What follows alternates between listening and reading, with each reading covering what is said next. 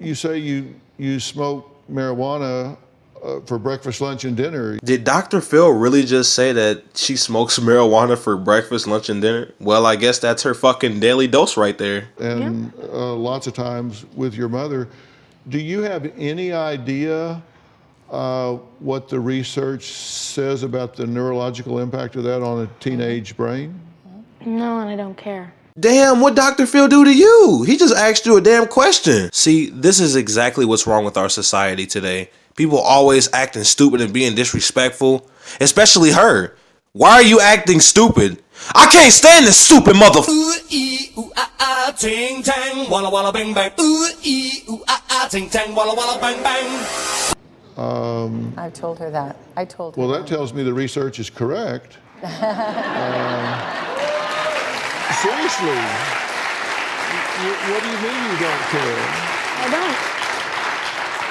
Well, maybe you don't, but maybe some parents at home do, because the effects of marijuana on a teenage brain are extremely well documented, and it indicates that it creates difficulty thinking and problem solving, problems with memory and learning, impaired reaction time, coordination and concentration, decreased cognitive flexibility and visual scanning. Bro, how much do you want to bet that this girl came on Dr. Phil high as a fucking kite? I bet you she is. I mean, seriously, look at her.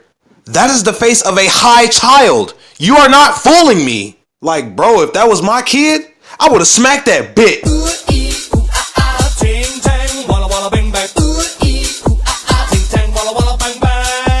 At your age, your brain is pruning itself back and rewiring itself, and there are some sticky aspects of the components of marijuana that disrupt that process that can affect you with occasional use of marijuana, let alone chronic use of marijuana that can affect your brain long term. I've heard that a lot. Dr. Phil, Dr. Philio, Dr. Philly cheesesteak. Give it up, man. She's not giving into it. I mean, look at her. She doesn't give two shits about what you're saying, man. At this point, I would have literally just said fuck it and ended the show. Screw it. Why not?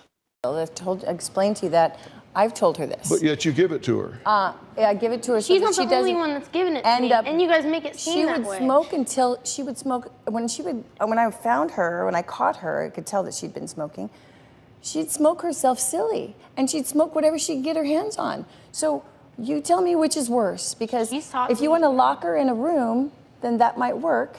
And if you want to send her to school, just forget it. That's why I'm choosing to homeschool her. You asked the question, tell you which is worse. Yeah. If you want to set up a paper tiger, which you can there tear down, where it's like, do I want to give her acid-laced marijuana or clean marijuana? If those were the only two choices, then gee, you've got me. Then what's C? Then tell me C. Yeah. Then you tell me C. The answer for C is obviously not give it to her. The fuck is wrong with you? Like, geez, little freaking wheeze. Are you high too? She probably is. C is that you raise your daughter in such a way that marijuana is not a default go-to. What would you do if you were a tiny version of you? Can take a shower, use the loo, make some breakfast, pull a board or stew? What if you couldn't escape? We cannot escape. This is a small escape. Somebody please send for help.